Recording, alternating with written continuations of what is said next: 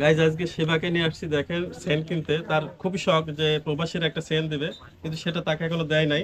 তো যার কারণে আজকে কি সেবা আমার কাছে এক প্রকার কি আবদারি না, আবদারি মানে একটা যে সেন্ট। আজকে সেন লাগবেই। তো যার কারণে আজকে নাজিরপুর আসা।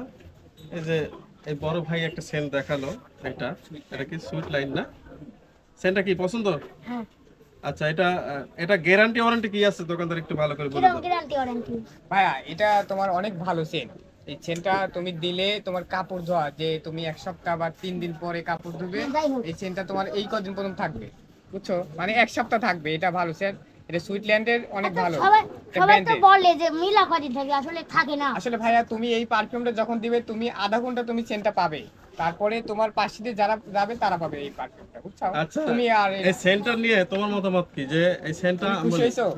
এই সেন্টার সেবা বলছে যে যখন গায়ে দিবে তখন থেকে 15 দিন পর্যন্ত সেন্ট থাকা লাগবে হ্যাঁ, শরীরে। থাকবে। হ্যাঁ, হুম। আর না থাকলে কি করা? এই দোকানদার কি একটা দরকার হয় সেন্ট দিয়ে দেবো। আরেকটা দিব শিবাকে, আরেকটা দেয়া হবে।